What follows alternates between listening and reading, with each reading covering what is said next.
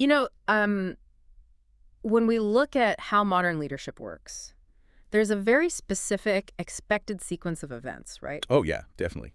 You post a job opening, you gather a stack of resumes, you hold multiple rounds of interviews. Unlike the whole HR process. Yeah, or I mean, if you look at the political sphere, you run a massive campaign, you kiss babies, you shake hands. And you wait for the voters to decide if you're actually worthy of holding office. Precisely. The entire structure assumes that authority flows from the bottom up. Yeah. The leader needs the people to validate their position. It's a system built entirely on volunteers or assumed merit or popular consensus. Right. We naturally think that a movement only gains legitimacy when a large enough crowd agrees to support it. But then you step into the biblical narrative, specifically the calling of the 12 apostles, and that entire democratic merit-based system just completely shatters. Completely. We are looking at a scenario today that is the absolute opposite of a modern hiring process. Yeah, it really is. Welcome to Reformed Thinking. Today, we are taking a deep dive into two rigorous theological commentaries focused on a single striking passage, Mark chapter 3, verses 13 through 19. Such a great text. Our mission for this deep dive is to take what looks like, a simple roster of names, Jesus choosing his 12 apostles, and uncover the massive theological weight behind it. Because there's a lot there. There is. We are looking at a king who does not take applications, does not look at resumes, and just bypasses the cheering crowds to draft a very specific, highly unlikely cabinet. Because it really isn't just a straightforward list of names. Right. It's a radical display of divine authority. It's a moment where the administrative core of the messianic kingdom is established, and it happens with zero human consultation. Okay, let's unpack this. Before we look at the names on the roster, we need to look at the location. Right, the setting. Yeah, the physical setting of this passage seems critical to understanding the action. So what's the geographical and historical context here? Why is Jesus retreating uphill? Well, to understand the mountain, you have to understand the sheer chaos taking place at the bottom of it. Okay. The historical setting is first-century Judea and Galilee. The Jewish people are living under the iron heel of the Roman Empire, specifically Tiberius Caesar in Rome. And Pontius Pilate locally, right? Spot on. But in Galilee, where Jesus is doing the bulk of his ministering, you also have the Herodian dynasty. Right. Specifically Herod Antipas, ruling with extreme political opportunism. So the political climate is essentially a powder keg?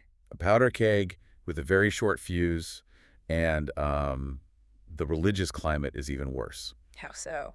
The religious leaders of Israel, primarily the Pharisees, are placing heavy legalistic burdens on the people. Yeah. Then you have the Sadducees and the Herodians, who are compromising theologically just to maintain their political status with Rome. Let's drill down into that friction for a second, because we hear these group names all the time, but it helps to realize how much they despised one another. Oh, they hated each other. Right.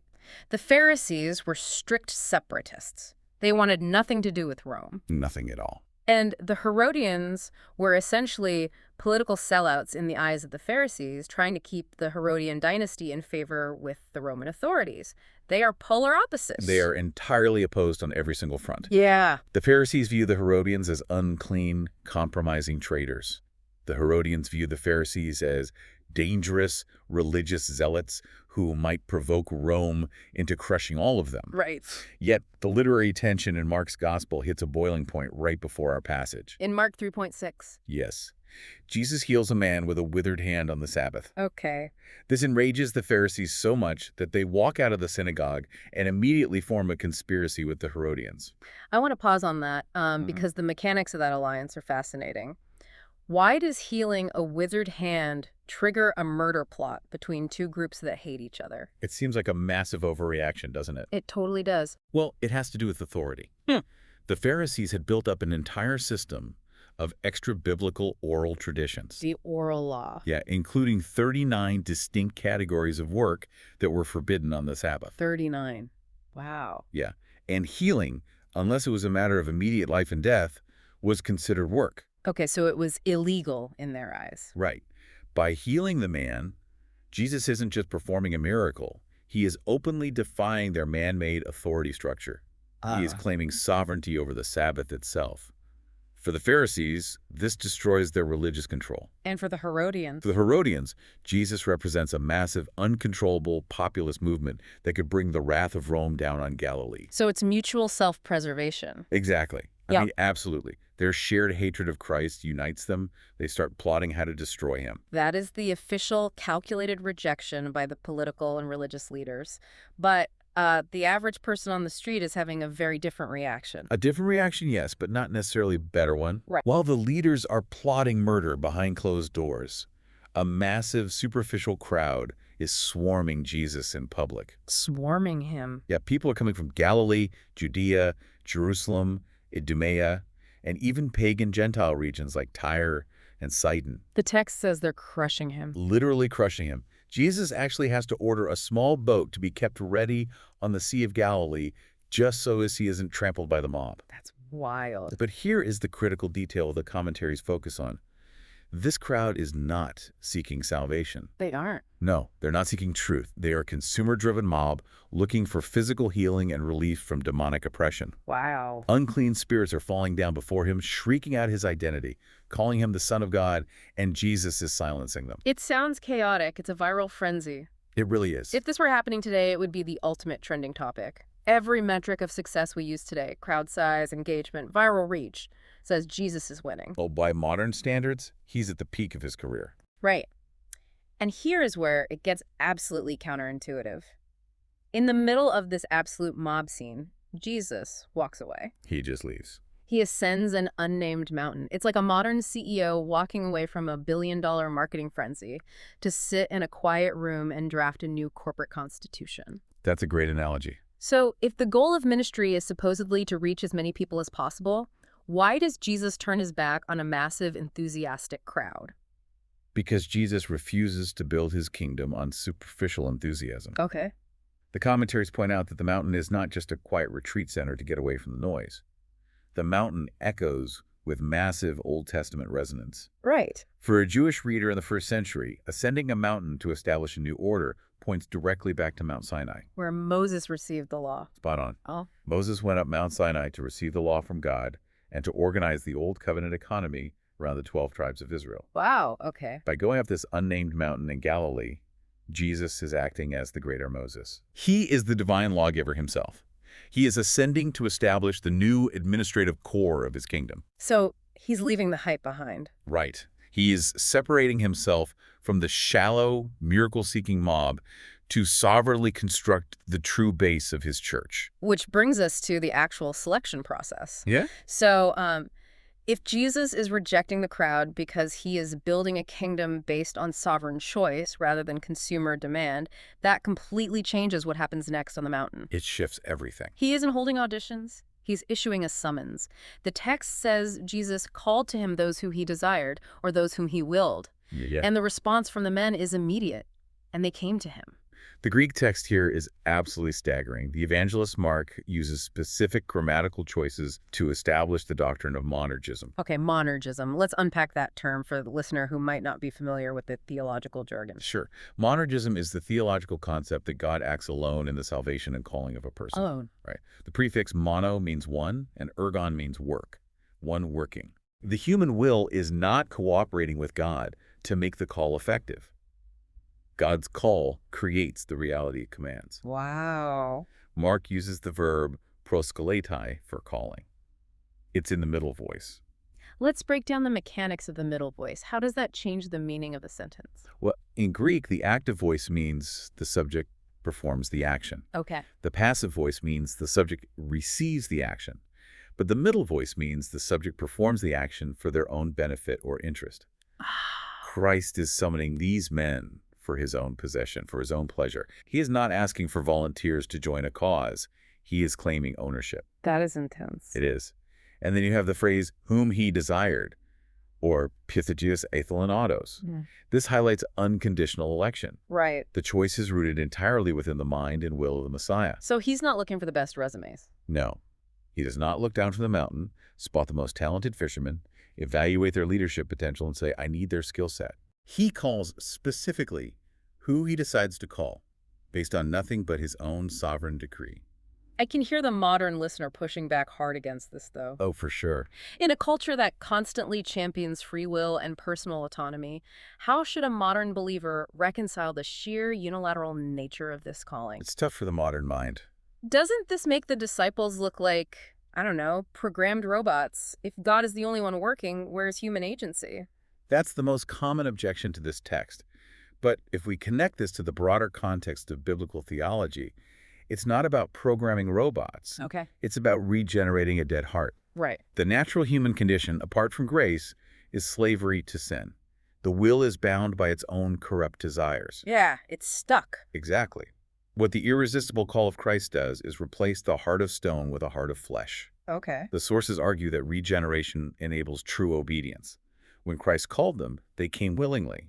They didn't drag their feet. They wanted to go. Yes, they went to him because their wills were renewed by the very word that called them. The voice of the Son of God gives the ability to obey the command he issues. Like Lazarus in the tomb. Oh, that's a perfect example. Jesus says, "Come forth." Lazarus doesn't use his free will to negotiate with Jesus from the grave. The command itself supplies the life required to obey. That is a perfect illustration. A dead man has no capacity to respond. The call of Christ imparts life. So, looking at the commentaries, they draw a massive contrast between this mountain scene and modern church growth models. They do. They offer a very sharp critique of what's often called seeker-sensitive pragmatism. Okay. Modern models often treat Jesus like a politician waiting for votes or a marketer hoping consumers will choose his brand. Yeah, totally. They rely on entertainment, demographic research, and consumer appeal to build a crowd, assuming the crowd validates the ministry. Which is how the world works. Right. But the text shows Jesus rejecting the consumer crowd entirely. He does not negotiate with the masses. The initiating grace belongs entirely to the king. So, the men have been summoned. They have walked up the mountain. What is their actual job description? We move from the calling to the commission. Right. The text outlines a very specific, ordered purpose for the creation of the 12. The structure of the Greek text in verses 14 and 15 gives us two purposive clauses. In Greek, these begin with the word haina, meaning in order that. Okay, wait. So the text literally says the first priority was just to be with him. Yes, that they might be with them. That feels incredibly counterproductive if you're trying to launch a global movement. You'd think the first priority is deployment, getting boots on the ground, spreading the message as fast as possible. It does seem counterproductive from a pragmatic standpoint, but communion strictly precedes commission. Yep, communion before commission. Always. Yeah. Before they can speak a single word on his behalf, they must observe his character. They have to hear his private instruction. Right. They must watch how he prays, how he confronts error, how he receives sinners. They have to be shaped by his presence. What happens if they skip that step? What happens if they just start preaching without that communion? Well, the second purpose is that he might send them out to preach. The word for sending them out contains the root for the word apostle. Okay. An apostle in the ancient world was a highly specialized envoy sent out with the delegated authority of the king. Like an ambassador. Yes. Their job was heraldic preaching. They were meant to announce the king's message. Right. They were not sent out to invent their own truth or to entertain the masses with clever stories. They were authorized mouthpieces. So if they skip the being with him part. If they skip the communion phase, they have no message to deliver. They would just be repeating rumors or their own opinions. It makes complete logical sense. Think about how a courtroom works. It's like trying to be an expert witness in a trial for a traffic accident you never actually saw. You might have read the manual on traffic laws. You might know the intersection. You might even have a law degree. But you lack the first-hand authority because you just weren't there. You cannot testify to what you have not witnessed. The analogy holds up well because an apostle is primarily a witness. Apostolic witness requires first-hand acquaintance with Christ. But the sources also apply this to the modern listener. They offer a strong critique against modern religious activism. They do. How does a modern believer measure whether they are prioritizing being with him over just working for him? The danger highlighted by the commentaries is the professionalization of faith. Okay. You see professionals burning out trying to execute programs, manage committees, and build platforms while entirely neglecting personal communion with Christ. It's so common. Very common. A person can be incredibly busy with religious activities, yet their soul grows cold. Wow. The measure is found in the secret places.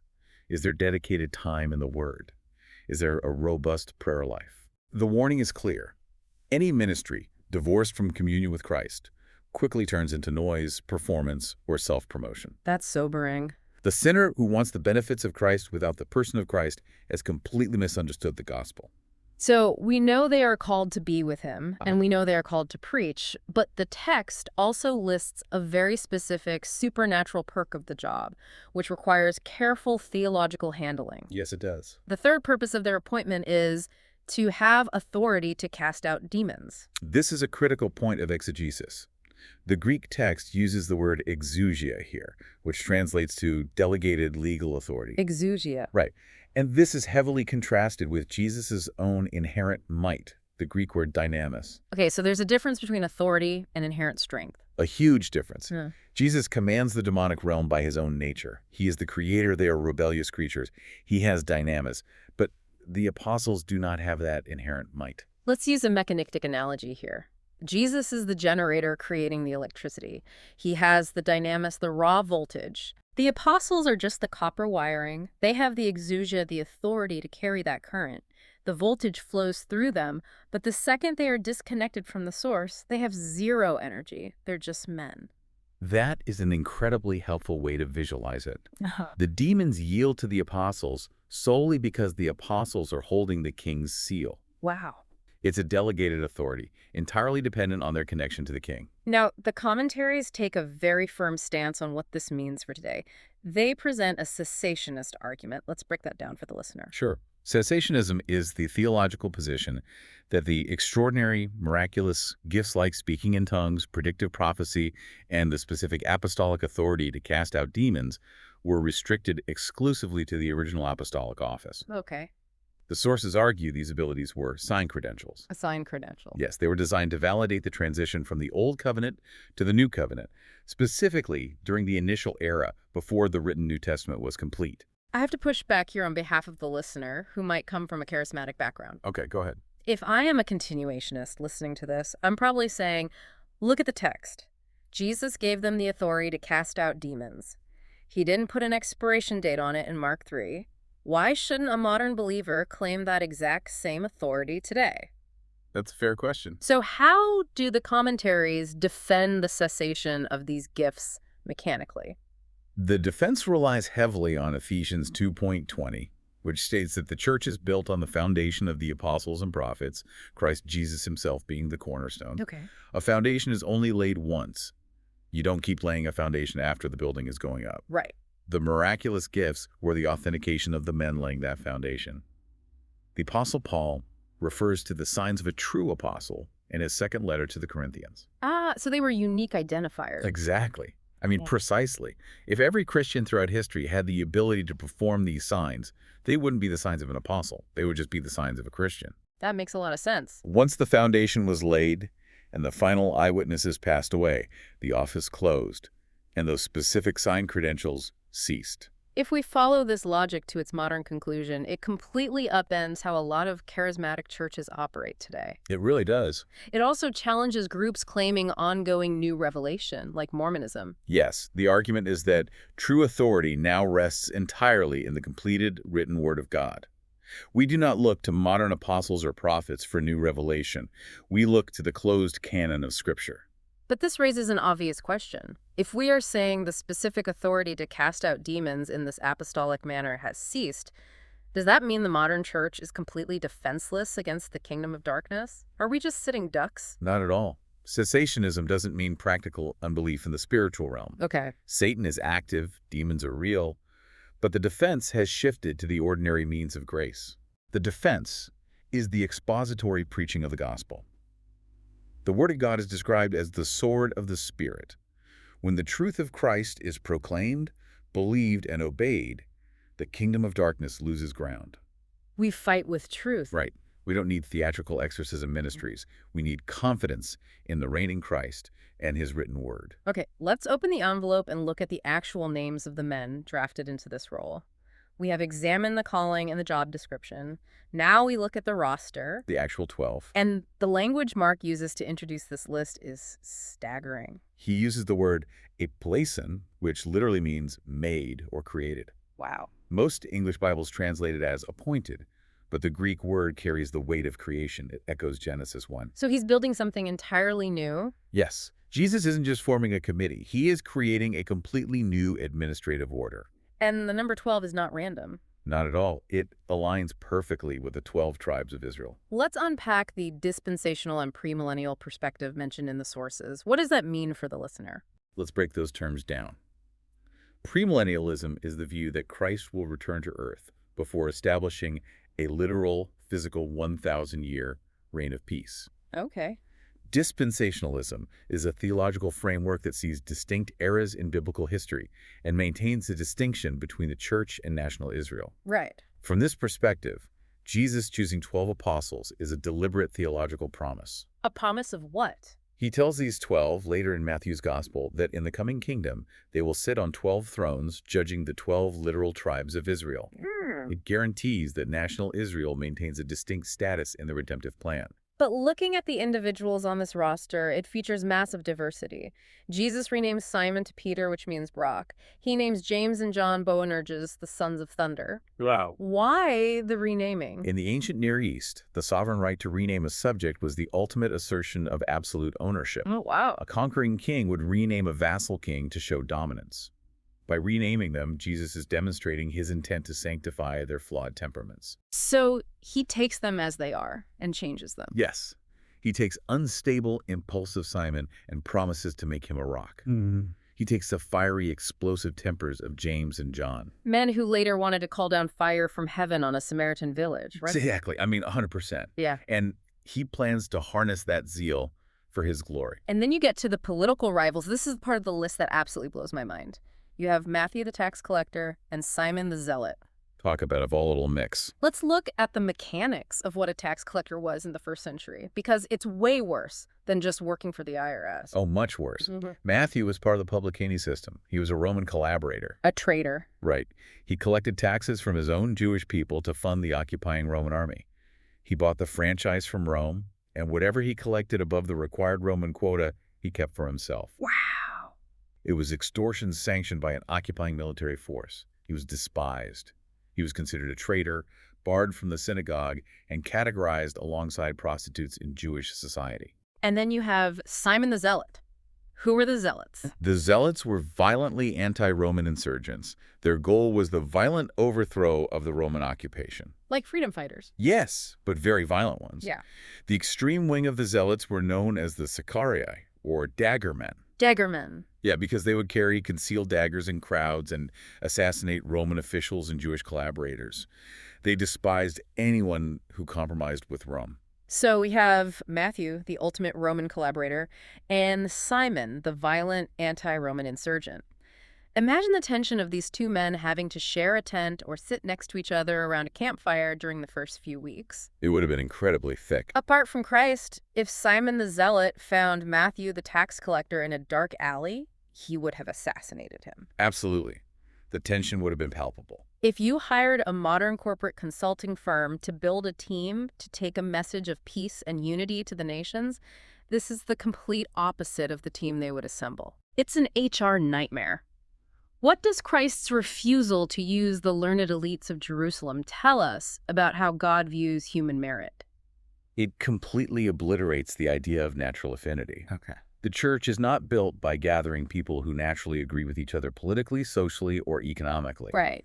The unity of this group is based solely on the sovereign call of Christ standing over them both. It proves that human merit, education, and social standing mean nothing in the economy of grace. Nothing at all.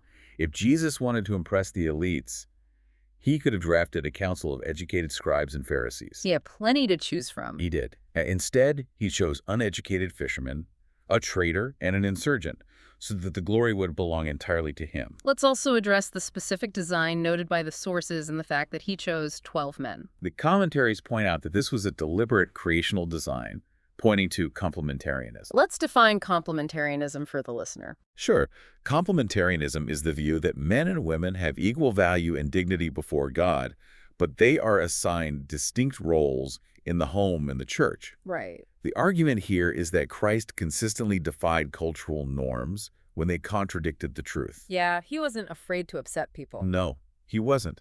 He spoke with women, he taught women, and women were the first witnesses to the resurrection. Which was huge in that culture. Huge. So choosing 12 men to hold the authoritative office of apostle was not a capitulation to first-century patriarchal culture. Okay.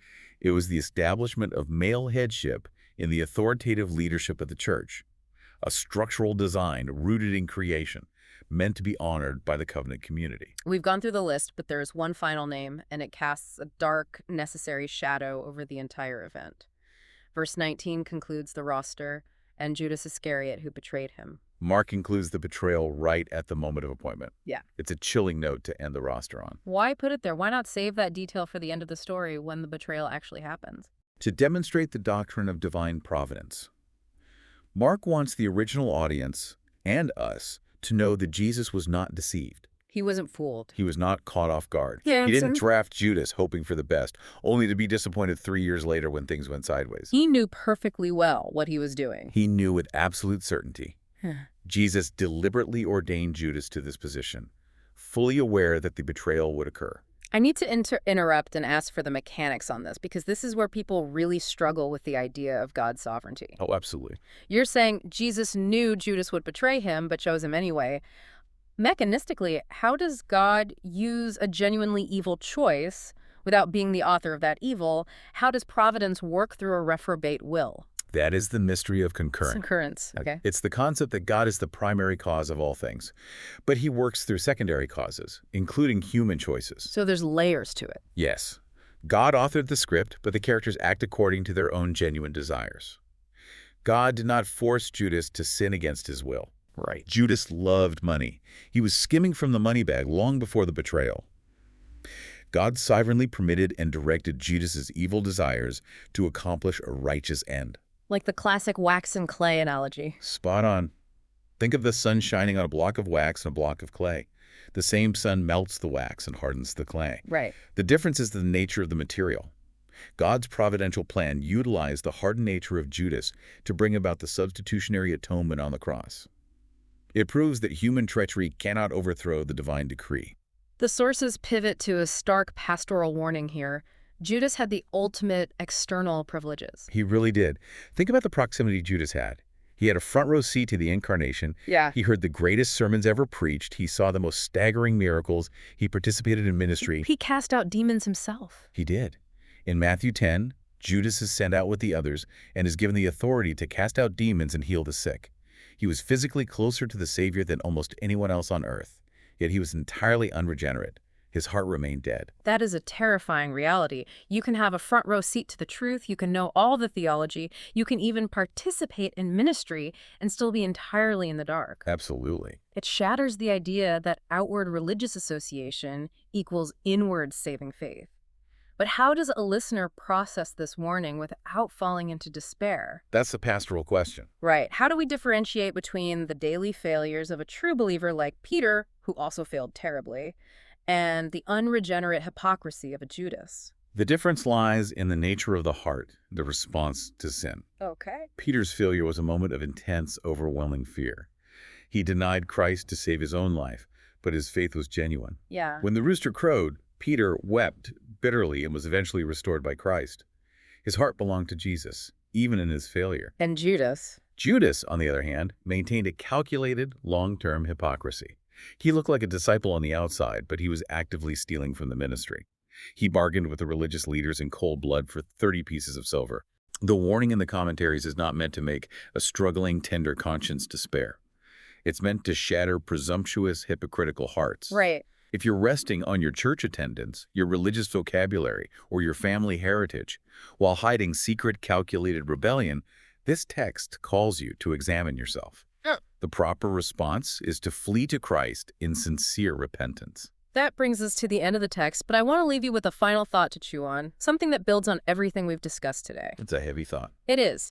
If Jesus deliberately, with perfect sovereign knowledge, curated this highly flawed, volatile group of individuals to execute his perfect will, including the betrayer who led him to the cross, how does that reframe the way you view the people God has sovereignly placed in your own life? Oh, wow. The difficult coworker, the challenging family member, the unlikely friends? What if the roster of your immediate circle is not an accident of geography, but a highly specific, sovereignly curated environment designed for your sanctification and his glory? That changes everything. Think about that. The king who does not take applications has curated the specific roster of your life. Thank you for joining this deep dive into the sources. Keep your focus fixed on the sovereign caller.